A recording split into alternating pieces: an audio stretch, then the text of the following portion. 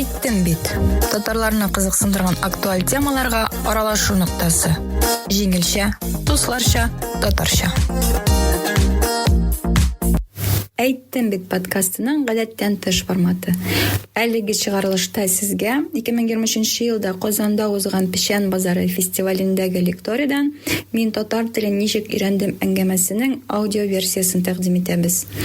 Әңгәмәнең модераторы Скайтат онлайн сөйләм клубыннан Алсу Госманова. Димәк, күз алдыгызга китерегез. Сез җәйге Казанда, шәһәр үзәгендәге Кабан күле яр буенда Печән базары гөрли. Су өстендә акчарлыклар оча, яңа гына яңгыр явып үткән һәм җәйге җылы җил исә. Барыгызга да сәламнәр, хөрмәтле кунакларыбыз, сез утыра башларыз. Һәм беренче безнең шундый әңгәмә, русча әйтсәк, беседа, авыл татар теле белән бәйле. Бүгенге көндә безне кунакларыбызны чакырдык, алар үз авылы татар телен өйрәнгәннәр, һәм алар арасында да татар телен өйрәтүчеләр дә бар. Алар үз тәҗрибәләре белән уртаклашып китер, шундый бер файдалы әңгәмә булыр дип санап алабыз. Сезне Алсу Усмановага бирәм, ул Скайтат платформасының модераторы. Алсу, рәхмәт итегез. Хәерле көн, исәнмесез? Минем исемем Алсу Усманова, мин Скайтат сөйләм модераторы. Һәм инде без бүген мин татарча ничек өйрәндем, татар телен ничек өйрәндем дигән лектория әңгәмә. Безнең алты спикерыбыз бар, алар алтысы да алты төрле, алар төрле платформалар, ысуллар ярдәмендә татар телен өйрәнә. Әгәр берәр нәрсә аңлашылмаса, рус телен тәрҗемә итегез, һәм инде безнең җыелышларыбызның, безнең тамашачыларыбызның сораулары булса, алар да безнең спикерларга сораулар бирә алар. Әйдәгез башта танышып китик. Безнең микрофонны хәзер спикерларга бирәм. Әйдәгез танышыйк әле. Сезнең исемегез ничек? Исемсез, минем исемем Камилә. Миңа 26 яшь, мин Казанда тудым һәм монда үстем, ләкин ел мин төрле урыннарда эшләдем. Мин инглиз телендә эшләдем, укыдым, ләкин мин татар теленә оныттым. Хәзер мин яңа белән эшләтәм. Барыгызга сәлам, минем исемем Данил. Миңа 26 яшь, мин Астраханнан. Тумышым белән укыдым Мәскәүдә һәм Мәскәүдә татар телен өйрәндем. Бер ел элек Казанга күчтем. Монда татар теле өйрәнүне дәвам иттем. Һәм тулысынча хәзер өйрәндем дип әйтеп була. Исәнмесез, минем исемем Тимур, миңа 27 яшь. Мин Кыргыз өлкәсеннән 5 ел элек татар телен өйрәнә башладым. Хәзер дәвам итәм. Бер ел элек Татарстанга, Казанга күчтем. Исәнмесез, кадерле дуслар. Здравствуйте, дорогие друзья. Я на самом деле восхищена вашей речью, вы огромные молодцы. Немножечко я сегодня отличусь, потому что буду отвечать на русском языке, но думаю, что моя история и мои всякие фишечки в изучении татарского языка окажутся для вас вдохновением и что-то приятное и новое внесут в вашу жизнь. Да, меня зовут Анастасия Макарова. Я артист, певица, я русская девушка, которая изучает татарский язык и исполняет на нем песни. Спасибо. Хәерле көн, минем исемем Саша. Мин дә рус кыз. Рус кызы? Мин дә татарча милләт теле мәктәбендә укыдым. Хәзерге мин IT компанияда маркетинг директор эшлим. Вот. Сезгә ничә яшь? Миңа 34 яшь. Это сколько я сказала? Вот правильно. Хәерле көннәр, һәммәгезне дә бәйрәмнәр белән котлыйм. Минем исемем Гөлфия. Мин татар теле укытучысы. Татар телен төрле җирләрдә, төрле илләрдә укыткан, укыту тәҗрибәм бар. Төрле курсларда, проектларда катнашам, укытучы һәм методист буларак. Бик шатмын, һәммәгезгә дә хәерле көннәр. Башлыйк? Башлыйк. Камина, беренче сравом. Давайте тогда на двух языках я буду говорить. Ну, на всякий случай, может, у нас зрители тоже захотят спросить. Ни өчен сез татар телен өйрәнергә булдыгыз? Почему вы решили изучать татарский язык? Кто Кто у нас скажет? Давайте будем сначала поднимаем руки. Давайте. У меня не было вариантов. Мен Татарстанда яшим. Татарстан менен ватаным. Татарстан конституциясында татар хәбәр телләре дәүләт телләре дип язылган.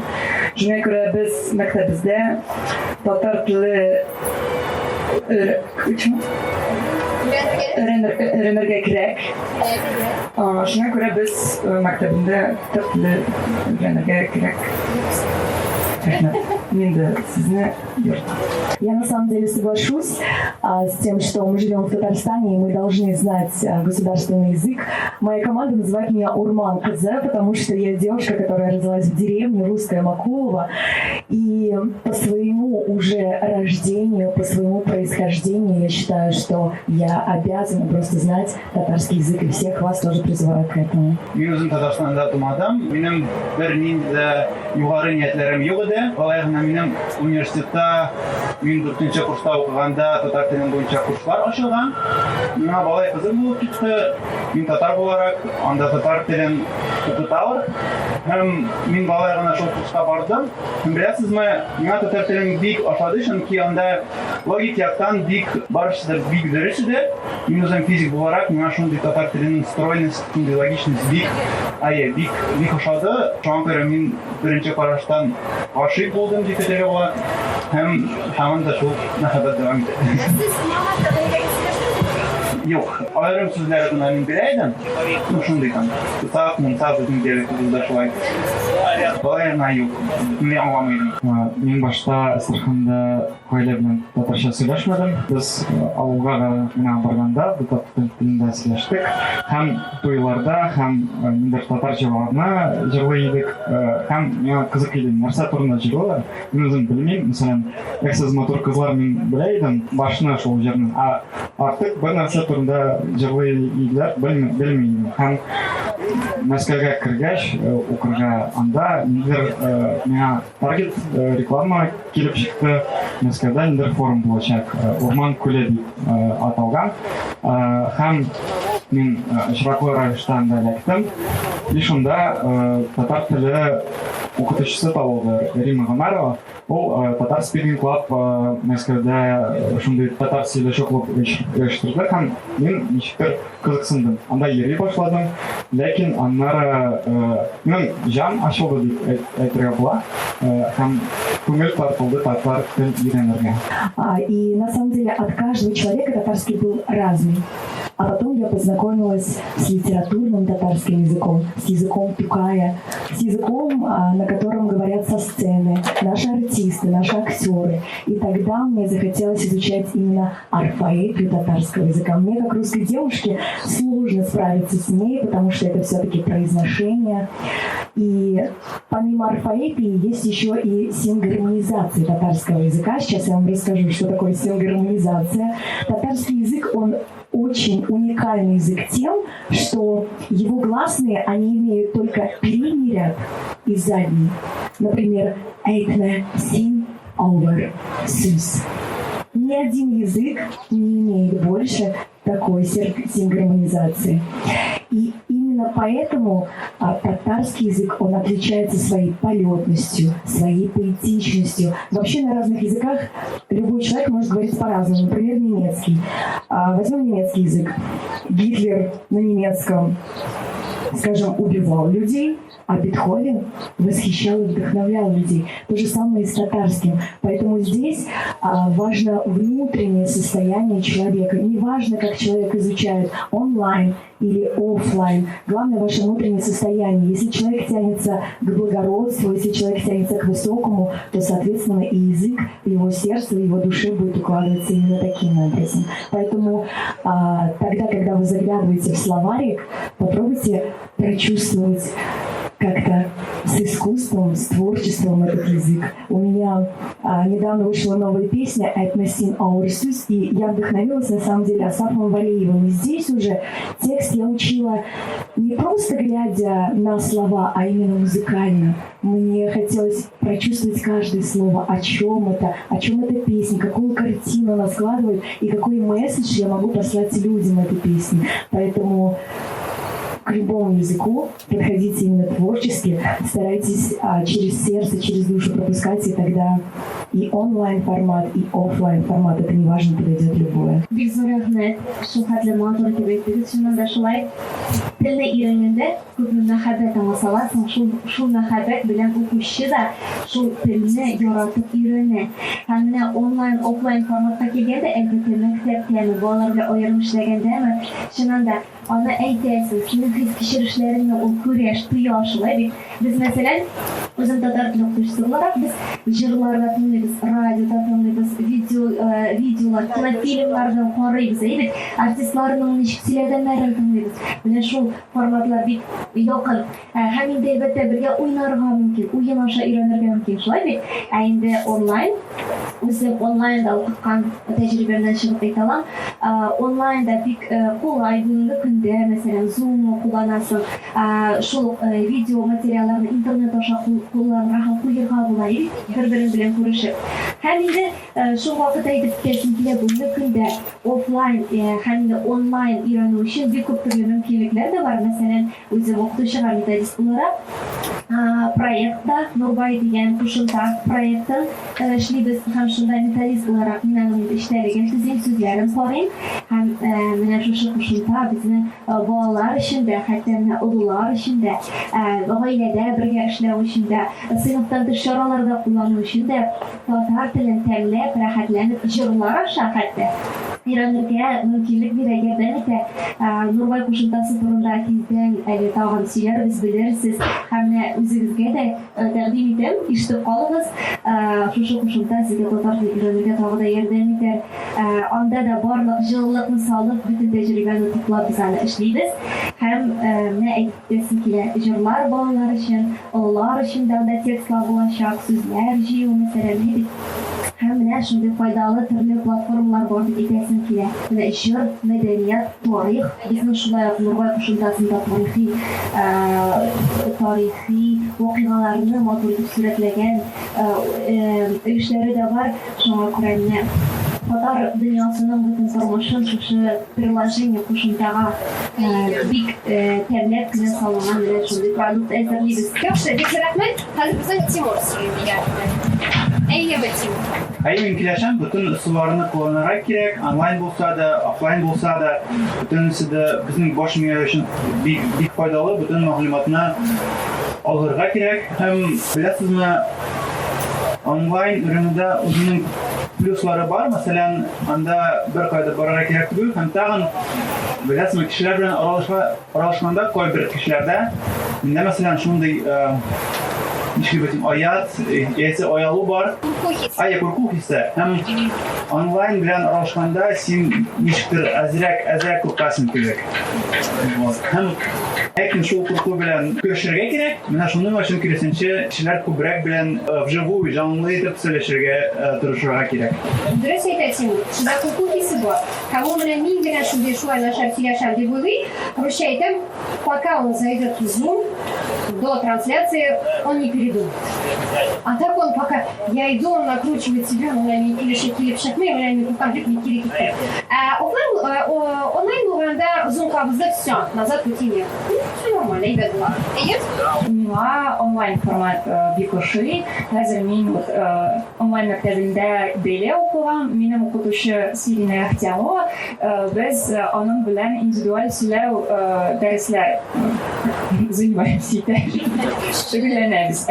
Бу формат миңа бик ошый, чөнки минем укытучы белә мине белә, һәм ул белә нинди темалар миңа сөйләшергә очраша. Ошый. Һәм шуңа күрә мин безнең дәрес бик питәм. Мин аны бик яратам һәм мин татар телендә с удовольствием учить итәм. Рәхәтләнеп өйрәнәм.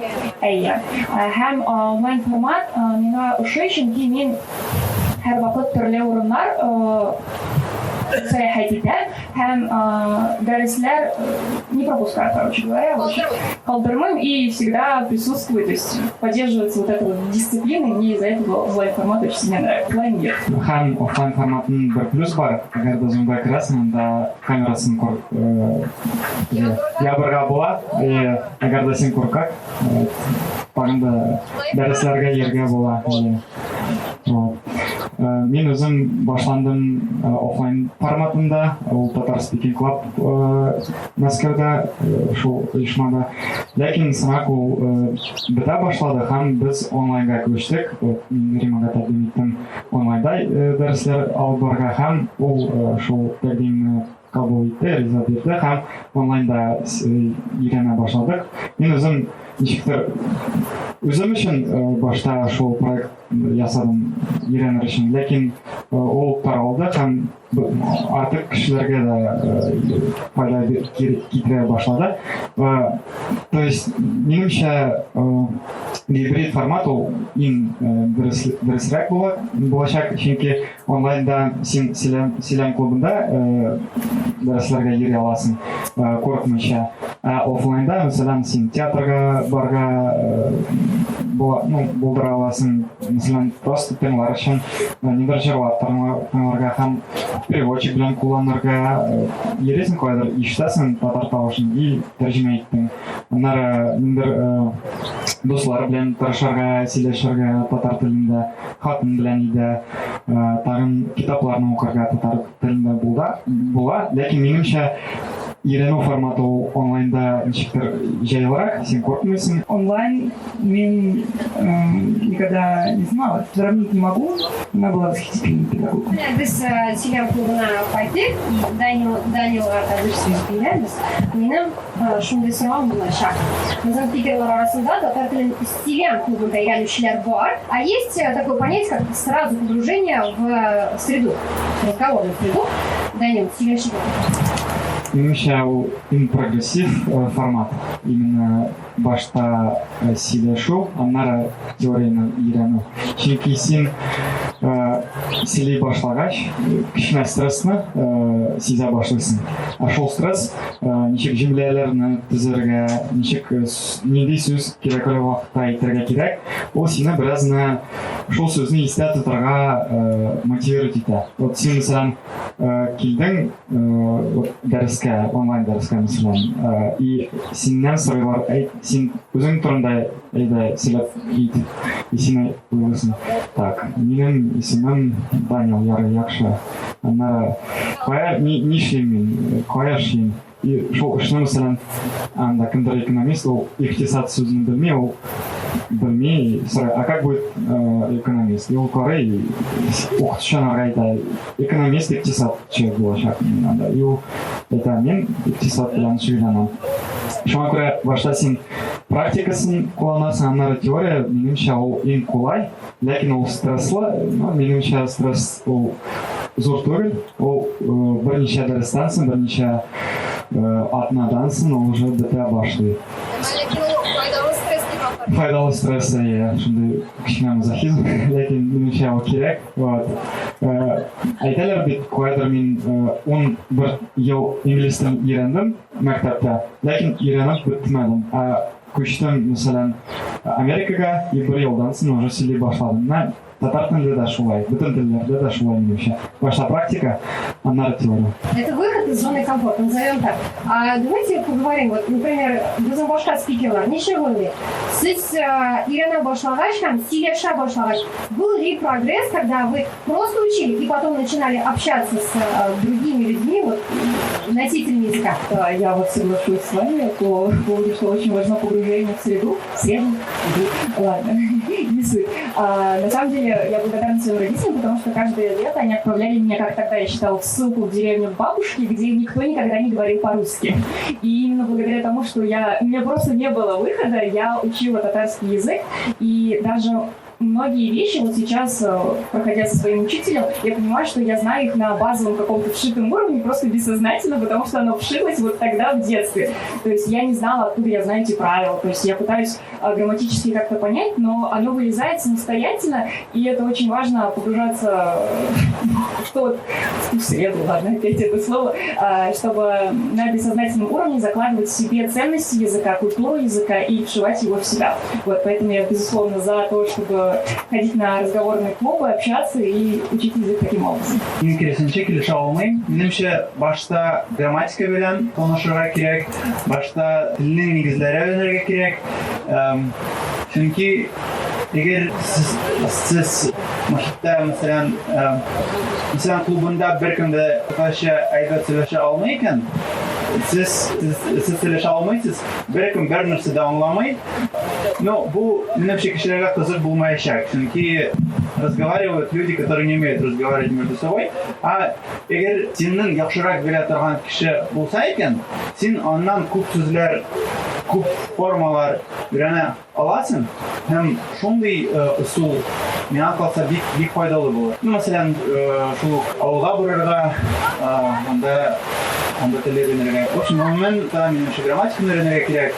Яки тулысынча татарча мөхиттә гына өйрәнергә. По сей день у меня проходят уроки с учителем татарского языка. Я занимаюсь с Резидой Саляховой, это наша актриса Тинчуринского театра.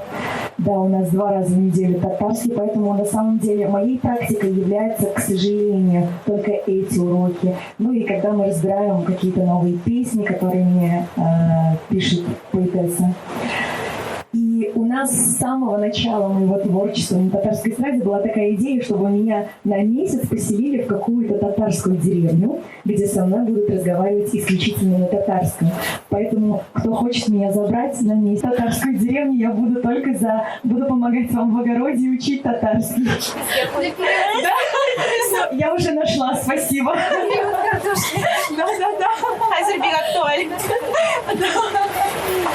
Да. У меня тоже печальное погружение в татарскую среду.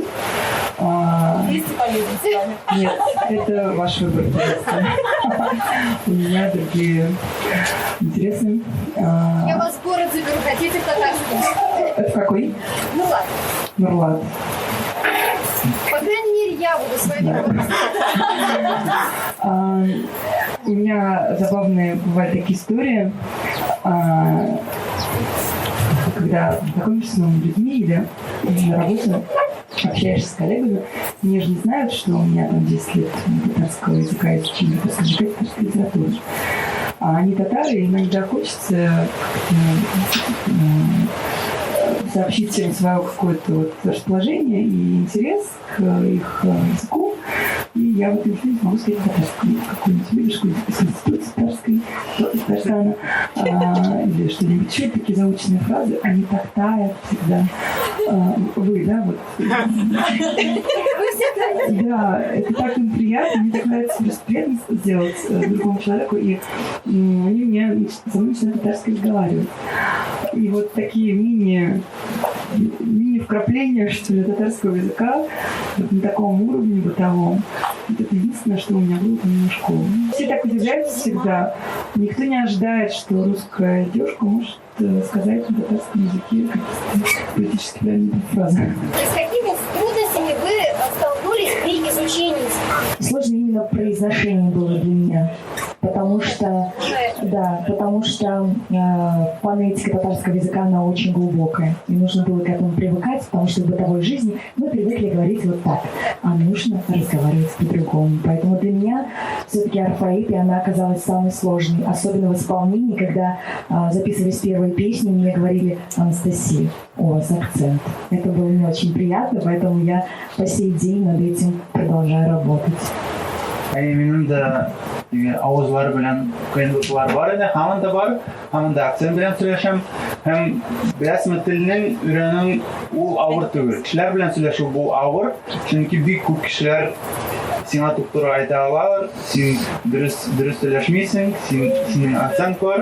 Шундый токсичный кешеләр кызганычка каршы бик күп. Һәм менә аларга игътибар итмәскә оялмаска, күйі булырга минем өчен бу авыррак иде. Һәм тагын телнең барьеры җиңәргә бу минем өчен авыр иде. Хәзер дә мин по умолчанию кешеләр белән русча сөйләшәм. Минемчә башкача да була. Менә беләсезме, бу күбрәк психологик яктан проблема.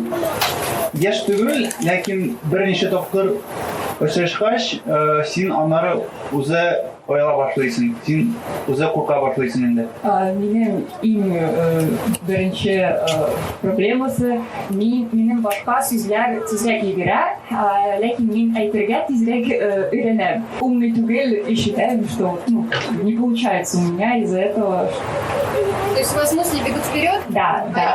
А лексикон отстает, и самая главная проблема в том, что вот как и Александр, у меня выплывает английский, потому что на нем говорить мне проще, и когда такая, так, нет, это не английское слово, нужно вспоминать. Вот и с этим я сталкиваюсь, что смешение языков, и ты не можешь вспомнить в моменте именно свой словарный запас. Нужный язык. Да.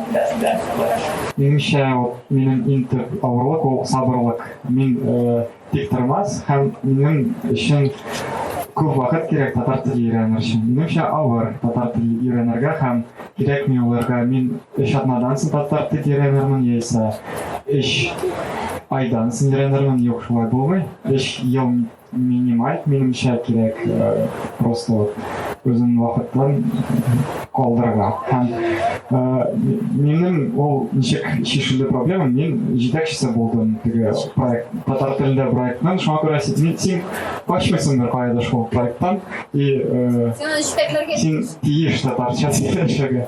Вот, әгәр дә син шундый бар, мөмкинлек тиеш үзеңә истәмә татар телен өйрәнер өчен сол куйырга, мәсәлән, авылга барып, яисә менә проект җиткәрергә, то есть создать проект на татарском, чтобы научиться татарскому. Вот. Ул минемчә мотивация булыр.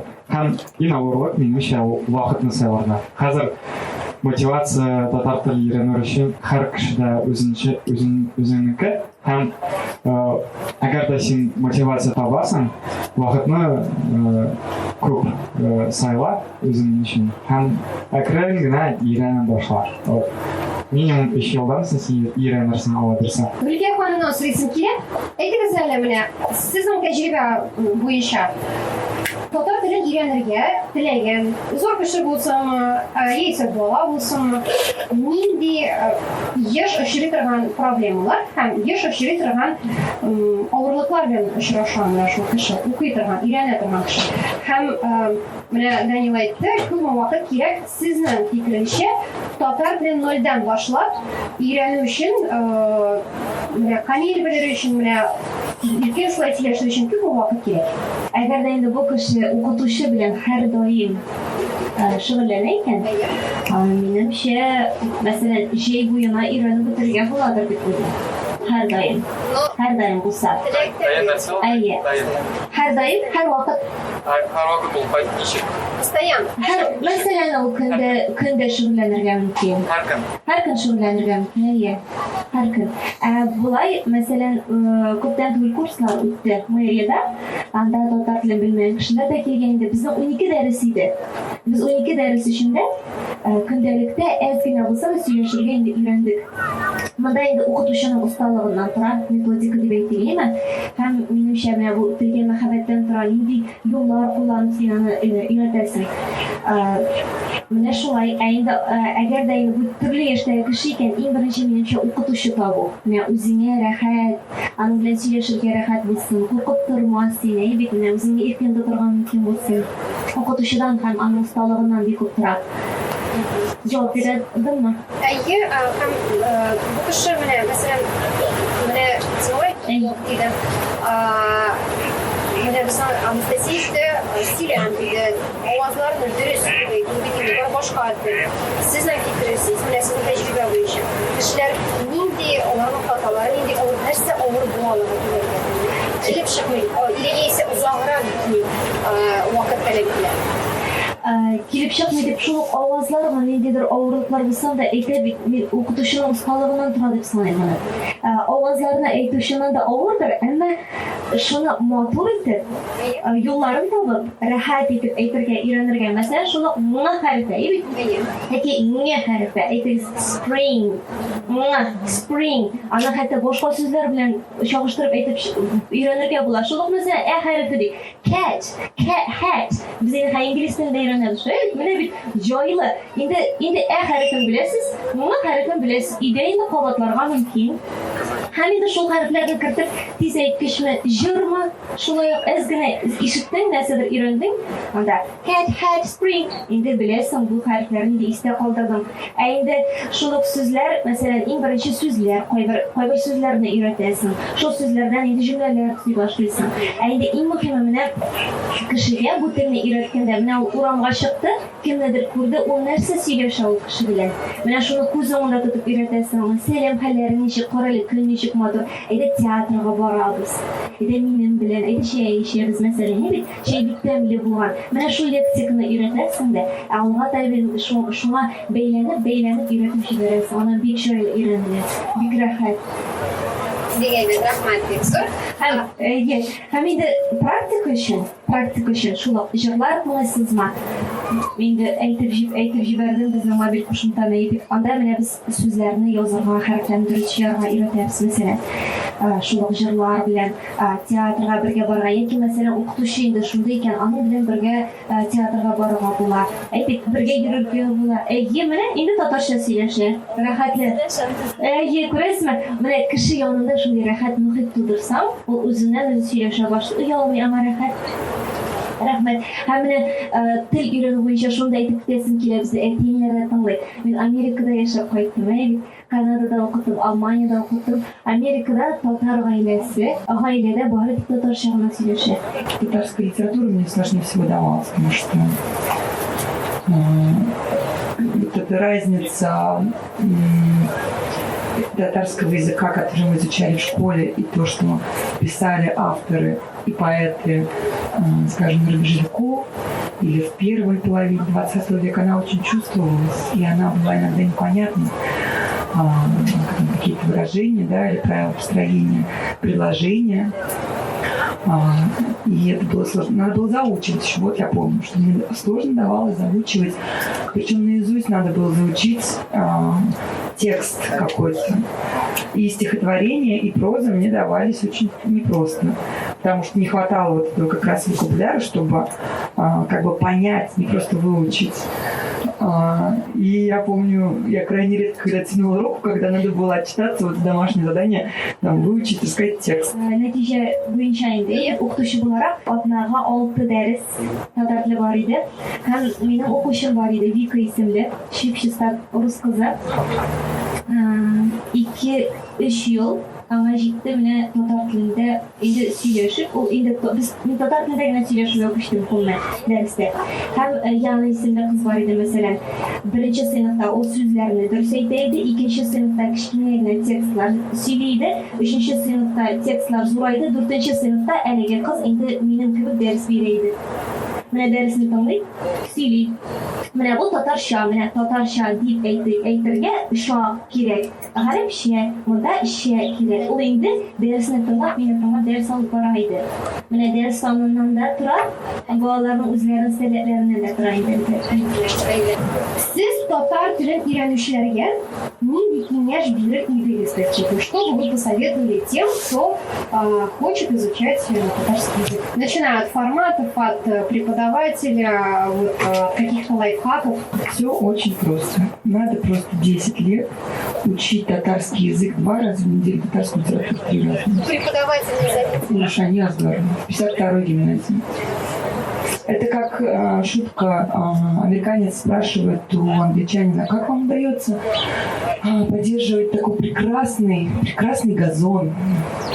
Англичанин говорит, все очень просто, нужно просто каждый день подстригать его в течение 300. Я, наверное, скажу о том, что любое изучение языка или чего-то нового в жизни, оно воспитывает нравственные качества в человеке.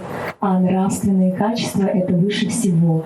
И я вам советую творчески и с душой подходить к любому делу, потому что как творческий человек, в принципе, на своем опыте я ничего не могу больше сказать. Слушайте музыку, ходите в театры. У нас потрясающие театры, потрясающие спектакли, потрясающие актеры и люди, которые создают это творчество в нашей республике, которые мы презентуем на всю Россию. Ездим в Москву, там с днями татарской культуры и так далее. Поэтому у вас есть огромная возможность вот здесь, вот на ладони, для изучения татарского языка.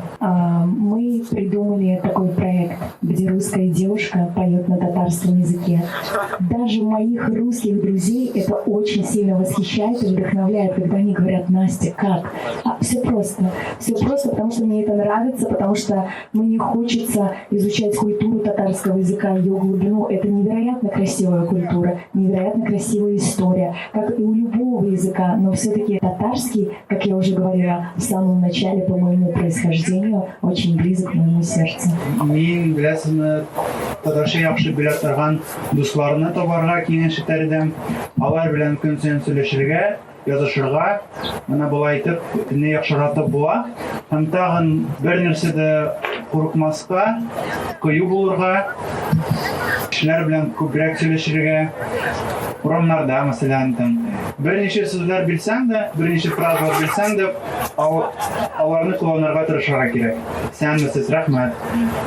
Болай итеп, үзеңнең куркуларны җиңәргә була. Ем киңәш татар авылга барырга һәм анда бер ай яшәргә һәм әби белән сөйләшергә. Әйе, шуңа күрә сез татар теленә өйрәнәсез. Мин белмим, ничек нинди лайфхаклар киңәшергә. Ләкин мин әйтә алам, ничек мин үзем өйрәндем. Башта мин татар теле мөхитне таптым. Ул минем татар теле өйрәнү өчен мотивация булды. Һәм мотивация табылды. Беренчедән мотивация булырга тиеш. Икенчедән мин Мәскәүдә Татар Speaking Club'ка офлайнда йөри башладым. 1 ел. Аннары мин шул Speaking Club'та нәрсә турында сүз бара, онлайн материаллар карый башладым. Мәсәлән, айда онлайн, анда грамматика видеороликлар бар. Мәсәлән, окончаниялар мин һаман аларны кай вакыт бутыр. Мәсәлән, яисә куярга аска, ләкин вот видеороликларда прям дөрес итеп күрсәтелә, ничек кулланырга. 4-нчедән мин онлайн скайта сөйләшә клубы оештырдым Рима белән, һәм анда атнада 3 тапкыр үзем йөри башладым һәм созвоннарда татарча сөйләдем. Аннары мин татар дусты белән бергә яшәдем, Сәйдәш исемле. Без бергә якынча 1 ел бергә тордык һәм ул минем белән татарча сөйләште. Мин начар сөйләшкәндә дә ул барыбер минем белән татарча сөйләште. Аннары мин подкастларны тыңлый башладым. Кайна Казан мин тулысынча тыңлап бетердем. Берничә фильмнар карадым, мәсәлән, Молла татар телендә. Әсәрне аудиоша тыңладым, Матурлык, Әмирхан Еникинең. Аннары мин үттем Дмитрий Петровның татарский с Дмитрием Петровым курсын тулысынча, аны карап бетердем. Анда 24 роликны. Аннары төрле чарада катнаштым, Мәскәүдә, Казанда. Мәсәлән, Ачык университет бар шундый платформа, вот анда мин берничә тапкыр алар белән очрашуларда катнаштым. Аннары Казанга күчтем. Татар телендә мәдрәсәсенә укырга кирдем, Мөхәммәдия мәдрәсәсе. Анда татар телендә укырга була, ислам диненә. Хәзер татарча дуслар белән, хатын белән сөйләшәм һәм татарча хадис китабын укыйм. 4 ел үтте. Татар теле өйрәнә башлаганнан соң. Һәм шундый кичнә лайфхаклар. Беренчедән лайфхак, беренче переводчик үзем белән һәрвакыт һәр җирдә алып йөрергә, translate.tatar һәм sözlek.ru. Вот алар бөтен җирдә кулланыла. Һәм мәсәлән, сүзне белмисең, анда карап чыктың, исәп калдырдың. Икенчедән татарча сөйли торган дуслар белән бергә яшәргә һәм татар телендә татар теле сөйләшә торган хатынны табырга, яисә ирне табырга һәм татар авылына барырга. Вот. Һәм скайта сөйләшү клубына йөрергә. Бик зур рәхмәт, Данил. Укытучы буларак инде. Янда әти-әниләр дә бар, балалар да бар. Бүгенге көндә татар телендә бик күп төрле татар телен онлайн форматта өйрәнү һәм ярдәмлекләр дә күп. Үзем мәсәлән күңелле әлифба дәресләрен алып барам, сезгә дә тәкъдим итәм. Мин анда һәр хәрефне тәмләп өйрәтәм сүзләрендә. Күңелле әлифба, салават күпере, салават күперенең YouTube'та мәсәлән бик күп видеолар бар, салават теленең бик күп видеолары бар. Әйдә онлайн һәр вакыт чыгып карашлар бит. Шулай ук аудио әкиятләр бар балалар өчен. Аудио әсәрләр бар бүгенге көндә ялтырылган. Һәм дә бик күп кенә кушымталар да бар. Менә көндә башлап җибәрүчеләр бар. Тиздән үзебезнең кушымта Нурбай ала берсә дөнья күрер. Шуңа күрә бүгенге көндә бик күп төрле мөмкинлекләр бар. Бары тик кулланырга гына кирәк. Алар бар. Бары тик эзләп табып, менә балаларның кулына телефон тотып торган вакытта да игътибар итәргә кирәк. Менә татар телендә дә бар, татарча да бар дип. Әйе, дә шул. Бик зур рәхмәт сезгә килгәнегез өчен, үзегезнең тәҗрибәгез белән уртаклашканыгыз өчен, фикерегезне белдергән өчен. Мин сезгә бик зур рәхмәт итәсем килә. Сезнең барыгызда бәйрәм белән әлегә Виктория тәмамлана. Әйттем бит. Татарларны кызыксындырган актуаль темаларга аралашу ноктасы. Җиңелчә, дусларча, татарча.